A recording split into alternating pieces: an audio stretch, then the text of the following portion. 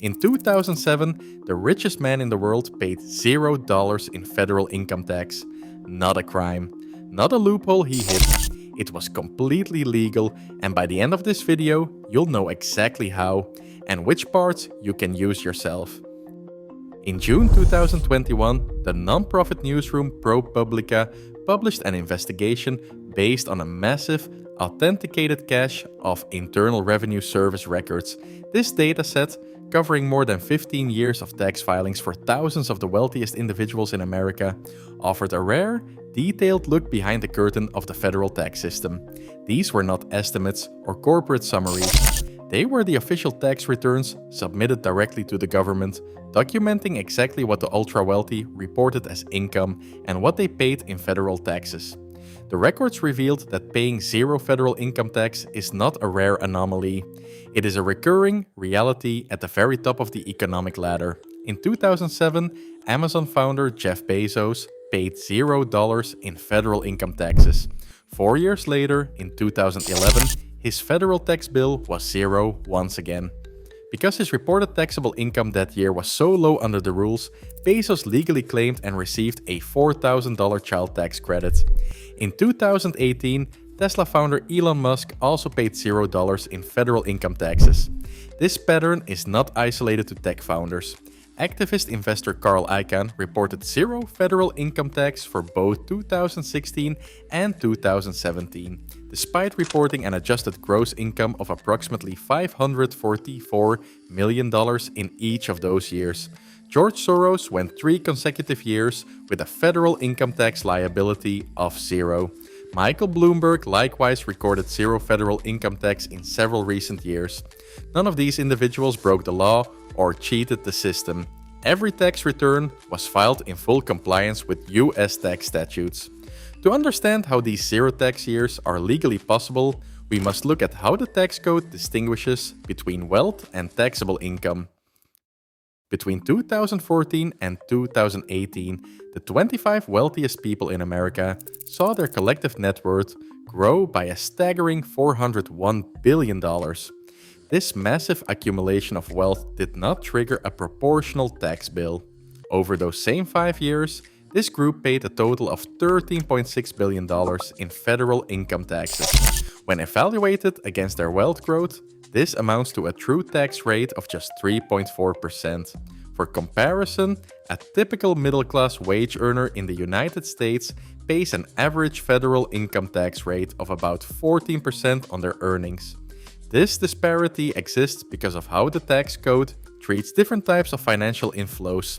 In 2018, these 25 top earners reported a combined total of only $158 million in taxable wages. That salary figure represented a mere 1.1% of their total reported income. The rest of their financial gain occurred through legal structures that bypass the standard income tax system entirely. As billionaire investor Warren Buffett famously noted, when reflecting on this stark economic divide, there has been class warfare going on for the last 20 years, and my class has won. The core of the issue lies in a single distinction: how the tax code treats a paycheck versus an appreciating asset. This reveals a fundamental truth: wealth and income are not the same thing. For most people, money arrives as a salary or hourly wage. Under federal law, these earnings are taxed when they are earned. Whether you are a corporate employee, a local freelancer, or a small business owner, the government takes its share immediately through payroll withholding or quarterly estimated taxes. But wealth grows differently. If you own stock in a company and the value rises, no tax is due until you sell those shares. Under the law, this growth is an unrealized gain. In everyday terms, realization is simply the gap between a paper gain and a taxed gain. A paper gain is an increase in value that exists only on a screen, whereas a taxed gain requires a sale. A stock portfolio can grow by millions of dollars, but until that asset is sold, that growth remains entirely outside the tax system. This timing gap matters far more for individuals living on assets than for standard wage earners. While employees pay tax on every dollar they earn throughout the year, those holding assets can watch their fortunes expand indefinitely without triggering any tax at all, because on paper they have received no taxable income. This strategy relies on a simple, legal two-step sequence. First, an investor acquires assets that grow in value over time, such as corporate stock or real estate. This is the buy step. The objective is to accumulate wealth in appreciating assets rather than collecting a standard taxable salary. Second, instead of selling those assets to obtain cash, which would immediately trigger a capital gains tax, the owner uses those assets as collateral to secure a loan from a bank. This is the borrow step. Under Section 61 of the Internal Revenue Code and established tax law, the federal government does not treat loan proceeds as taxable income. A loan is not considered an accession to wealth because the borrower has an absolute and forcible obligation to repay the debt. Since the borrowed funds must be repaid, the cash enters the borrower's hands entirely tax-free. This allows an asset owner to access millions of dollars in cash to fund their personal lifestyle, while their underlying stock portfolio continues to grow in value without interruption. By choosing to borrow rather than sell, they obtain liquidity without triggering the realization event that would otherwise generate a significant tax bill.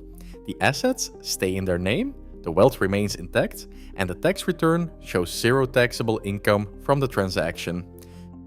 The third step of the sequence occurs when the asset owner passes away.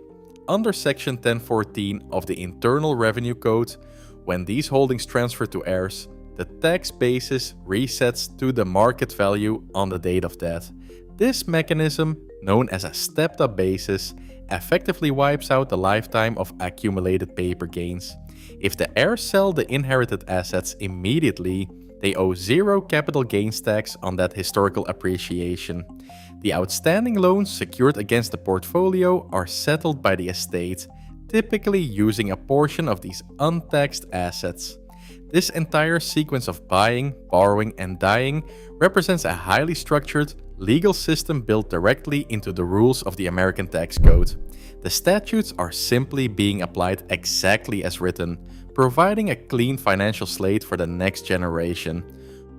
While you might not have a multi-million-dollar portfolio, the core rules of this tax system are accessible to everyone. The same legal principles apply on a smaller scale. Take long-term holding. When you buy a broad index fund and hold it for years, you delay tax realization just like the wealthiest investors do. You pay nothing on those gains until you choose to sell. If you are a freelancer or small business owner, legitimate business deductions function as another legal tool.